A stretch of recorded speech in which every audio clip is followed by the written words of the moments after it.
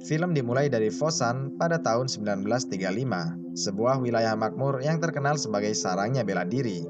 Terlihat para guru kungfu sedang mengarahkan murid-muridnya berlatih bela diri. Di lain tempat, di rumah Yip Man, ajudannya bilang bahwa ada guru kungfu yang mau bertemu. Dari sini sudah sangat jelas bahwa Yip Man adalah orang gedongan. Yip Man pun menemuinya. Orang ini adalah Liu. Dia baru saja membuka perguruan kungfu di Fosan. Dia ingin berlatih bersama Yip Man karena dengar-dengar Yip Man terkenal sebagai ahli Wing Chun. Yip Man menolaknya secara halus, tapi Liu memaksanya. Dia bilang, kita latihan pribadi saja, jadi kalau guru Yip kalah, maka tak ada orang yang tahu. Guru Yip pun menyanggupinya, tapi dia mau makan dulu bersama anak istrinya, dan mengajak Liu makan juga. Istri anggun Yip Man melirik sinis pada cara makan Liu yang sangat kemaruk itu. Seusai makan, Yip Man merokok dulu sebentar, sedangkan Liu lanjut makan makanan ringan.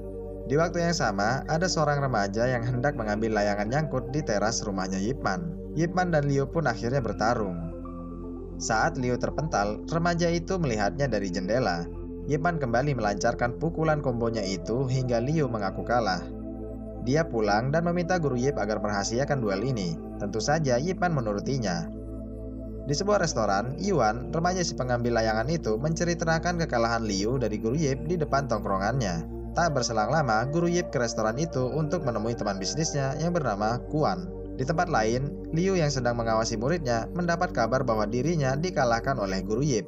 Liu pun bergegas ke restoran dan mencari Yuan. Liu memarahi Yuan di muka umum. Lin pun melerainya. Lin adalah kakaknya Yuan, sang pemilik restoran.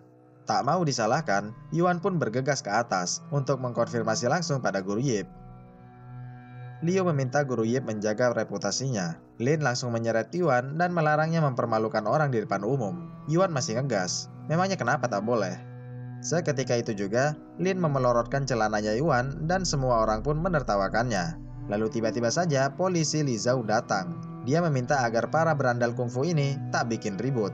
Dia juga bilang bahwa kungfu itu kan kuno, sekarang zamannya pistol, sambil menodongkannya ke kepala Yip Man. Seketika itu juga, Yip Man memblokir pelatuknya dan mendorong keluar pelurunya. Li Zhao hanya terdiam. Yip Man mengakui bahwa praktisi kungfu itu terkadang memang berisik, tapi bukan berarti mereka tak beradab. Yip Man memutuskan mentraktir polisi itu dan kerumunan pun menjadi bubar.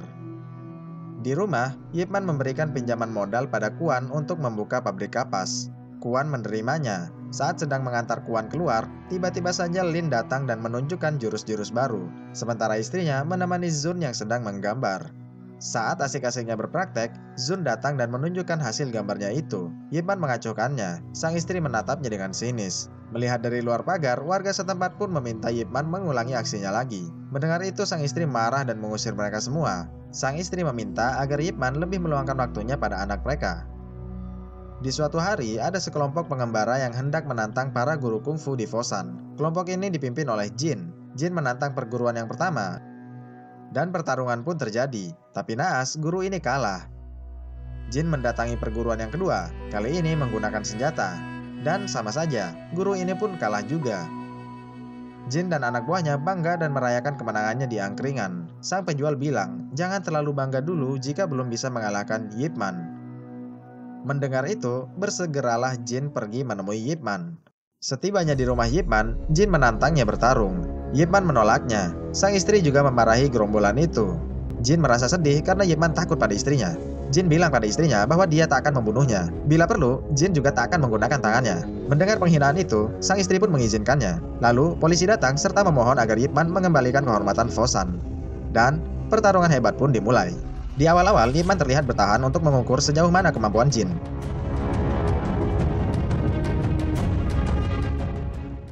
Setelah itu, Yip Man langsung melakukan serangan-serangan yang membuat Jin keteteran.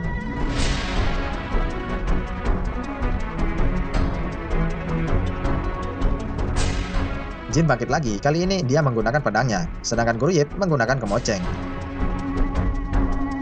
Pertandingan diakhiri dengan terlepasnya pedang Jin, dan dipukulnya bokong Jin. Jin pun kalah, mereka keluar sambil disoraki warga Fosan. Sejak saat itulah, warga Fosan jadi sangat menghormati Yip Man. Saat berbelanja di pasar, Yip Man selalu mendapatkan barang-barang secara gratis. Itu semua adalah bentuk terima kasih para warga Fosan kepada Yip Man yang telah menjaga martabat Fosan. Namun, semua kisah indah itu berubah pada tahun 1937 saat Jepang menduduki Cina. Banyak orang-orang yang mati kelaparan. Semua jadi makin parah saat Jepang menduduki Fosan pada tahun 1938. Jepang menghancurkan banyak fasilitas. Populasi Fosan pun menyusut tajam. Adapun rumah Yip Man disita Jepang untuk dijadikan markas. Kini, Yip Man hidup sengsara sebagaimana orang-orang Fosan pada umumnya. Kendati demikian, sang istri tetap menemaninya. Saat itu, Yip Man memutuskan menuju ke toko beras untuk menukarkan barang berharga miliknya. Seusai menukar beras, Yip Man bertemu Kuan. Diajaklah Yip Man ke pabrik kapasnya. Jepang masih mengizinkannya beroperasi. Kuan menawarkan jabatan pada Yip Man, mengingat Yip Man lah yang meminjamkan modal awal dibangunnya pabrik ini. Tapi Yip Man menolaknya karena tak mau berhutang budi.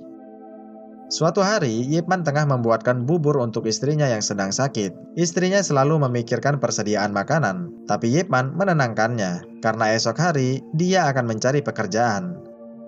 Yip Man ditolak oleh toko demi toko, hingga pada akhirnya Yip Man ikut rombongan pekerja batubara.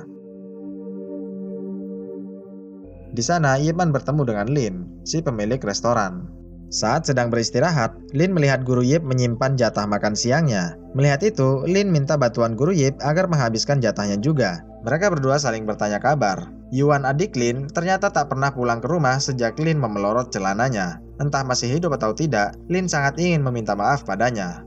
Lalu, Lin tersadar bahwa kalengnya hilang. Saat tengah mencari kaleng itu, tiba-tiba tentara Jepang datang. Polisi Li Zhao kini menjadi penerjemah Jepang. Jenderal Jepang mendengar bahwa orang-orang Fosan jago kungfu, maka dia ingin mengundang orang-orang Fosan untuk bertarung dengan para karateka. Jika menang, mereka akan mendapatkan beras. Orang-orang Fosan pun bersemangat. Lin juga ikut serta ke sana, sedangkan guru Yip tidak ikut. Tibalah mereka di TKP. Terlihat guru Liu sedang menghajar karateka. Dia menang dan mendapatkan beras. Melihat ketangkasannya itu, Jenderal Miura ingin bertarung juga. Dia ingin melawan 3 orang Fosan sekaligus. Miura akan memberinya beras, menang ataupun kalah. Dan kemudian Miura pun turun tangan juga melawan 3 orang Fosan. Salah satunya adalah Lin. Hanya dengan sekali serangan, Miura menumbangkan 3 orang sekaligus. Lin bangkit dan melawan lagi. Walhasil, Lin pun dihajar sampai batuk darah.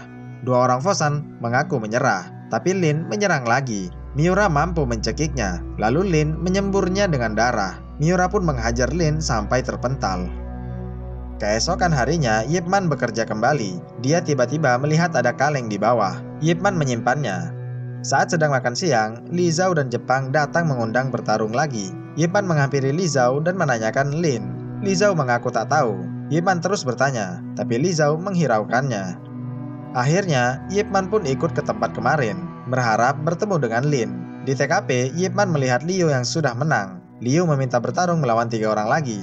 Miura pun mengabulkannya. Liu melawan mereka dengan susah payah dan pada akhirnya Liu menyerah. Lalu, dia pulang sambil membawa berasnya. Tapi tiba-tiba, kepala Liu ditembak.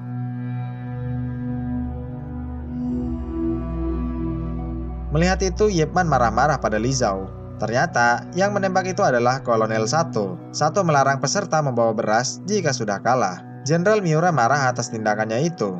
Miura bilang ini cuma turnamen, jangan ada tembak-tembakan lagi. Turnamen diteruskan. Yip Man berteriak pada Li Zhao. Dia marah dan ingin bertarung. Yip Man bertanya, apakah Lin dipukuli sampai mati? Li Zhao tak menjawab dan membukakan pintunya. Yip Man meminta 10 orang sekaligus. Li Zhao melarangnya, karena itu sangat berbahaya. Yip Man tetap bersikeras. Miura juga kaget mendengar itu, tapi dia tetap mengabulkannya. Dan kemudian pertarungan pun dimulai. Yip Man yang marah memukuli ke 10 karateka itu tanpa ampun. Miura terpana melihatnya.